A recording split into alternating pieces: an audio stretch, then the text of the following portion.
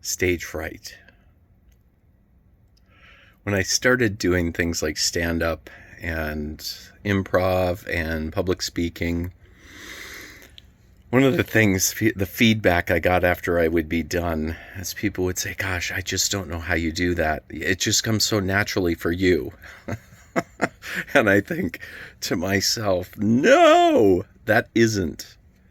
That is not how it happened in my world. And so I thought I'd share my path to being able to speak in front of people, act in front of people, do stand up, and all the other things. So I'll tell you how scared I was. That I remember the first time my first class, I took a communications class in college, and we had to do like 3 speeches. And in my first speech, I was so petrified that I basically read my speech in front of the class in a very stoic and with no charisma whatsoever. And the professor gave me feedback, and I was like, you know what? It didn't matter, because I was like, I got through it. And that was the most important thing for me.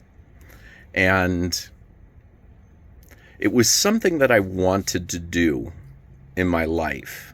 And like acting seemed like that would be a lot of fun, but I was petrified of speaking in front of people.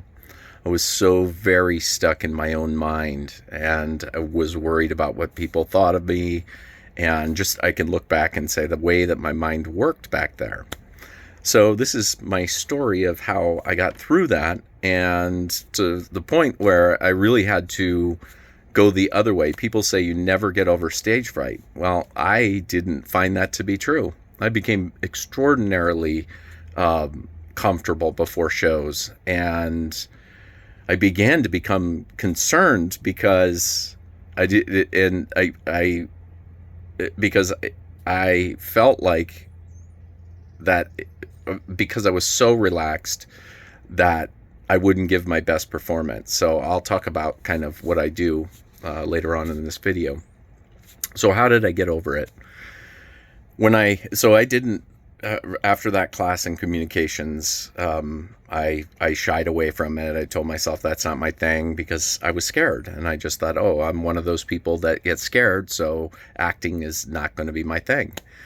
And then later on in my life, maybe in my 30s, I started to want to be able to speak in front of people. I had been a school teacher, so it was a little easier to be in front of young kids. But when it came to older people, I still would be just frightened. Even talking in front of the parents would be very difficult for me.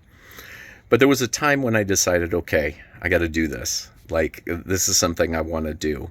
And I figured that the more practice I got, it would just get easier over time. And I started to look into like how people did this and that sort of thing. And one of the big things was just jump. Anytime anybody gives you a chance to speak in front of people, do it.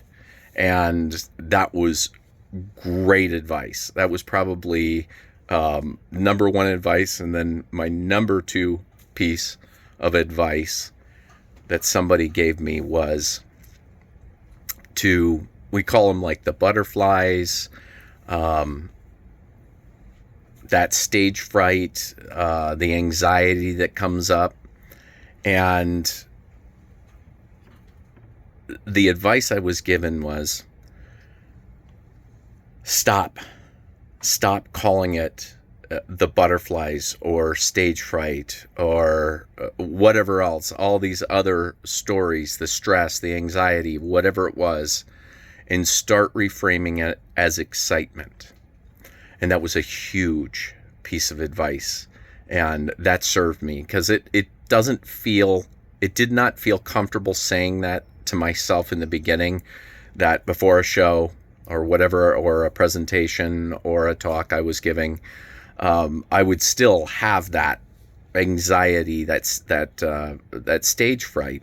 But I would tell myself, I'm excited. And if anybody would say something, how are you feeling? I would say, I'm excitement. I can feel the excitement coming into me. And that morphed over time into real excitement. It was my mind training my body to determine that what I was feeling was excitement, and that was huge. That was gigantic.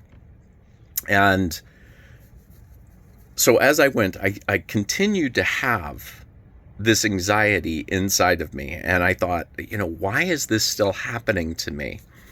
And because it didn't feel like anymore that my mind was creating this feeling. It felt like I could feel it in my body, in my cells, the anxiety, which I was calling excitement. And it just kept happening. I'm like, and then, I had been acting, and I had started doing these other kind of,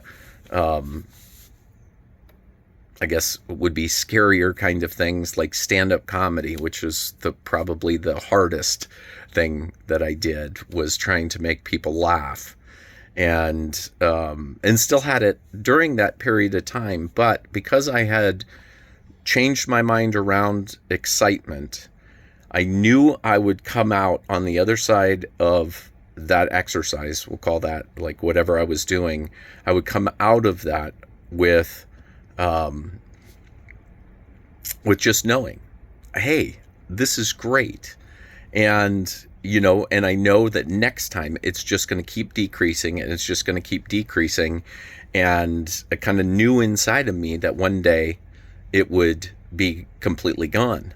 And a little anecdote was that after my first stand-up routine, I had an audience that was very friendly to me, because they were more of my peers, and my bit was much more aimed at this audience.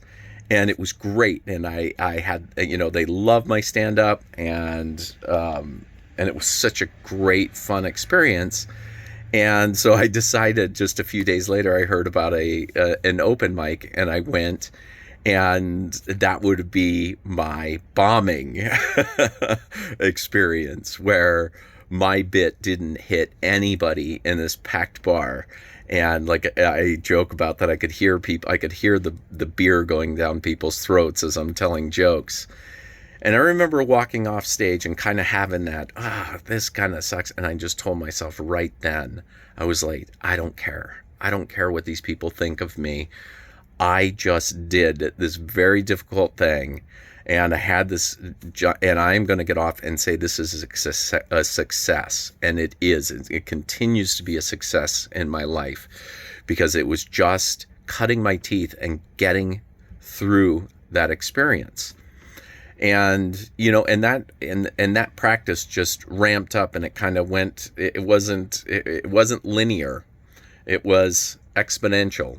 So the stress started to go down to the point where before shows, like, I wasn't getting any stress, to the point where I wasn't even really paying attention to when the time was, when I was going on. I would have conversations, and then I'd be like, okay, it's time to go on. And I'm like, oh my gosh, okay, all right. And I get going. And so I wasn't experiencing that after a while. And, I kind of put it to that we have this real connection with our bodies, and it was just practicing over and over again until that stress and that anxiety of the stage fright, it just turned into excitement. So what I had alluded to in the beginning of this video was that I felt like I just didn't have any stage fright. Like, I just wasn't feeling it. I couldn't feel, even though other actors and other people were saying, you'll never get over this. And I was like, whatever it was that was in me is no longer attached to me, because the show, like, I was very calm. I was doing improv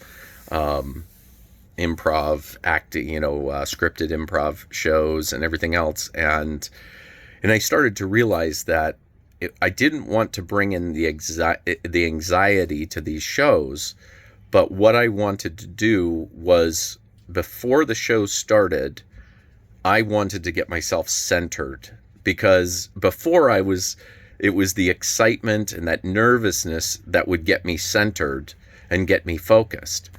And after that was gone, I recognized that I was getting a little sloppy with prepping my body and my mind to go out on the stage. So I started a practice that before I would go on, I didn't want to take it seriously, but I wanted to make it important. And my thought was, these people are paying to come and see this show. And I'm going to take, whatever it was, 20, 30 seconds right before we were going to go on, and I would sit in silence. And that's what I would kind of meditate on was, hey, I'm going to make this important. And I would think about them, and I would think about their excitement, and I would think about my excitement, and that would get me really centered and ready for a performance or whatever it was that I was doing. So yeah, it's kind of funny when people say it's a natural thing, and for me it wasn't a natural thing at all. In fact, I would say I was probably as fearful as that of people that freeze completely.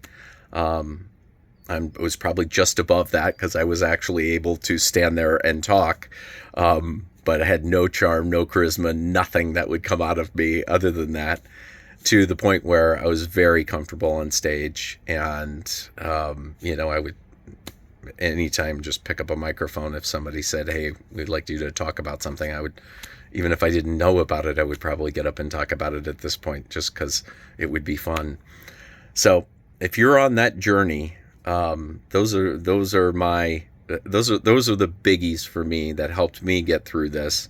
And I hope that if you want to do these things, that if these things are exciting to you, that I hope that you do them.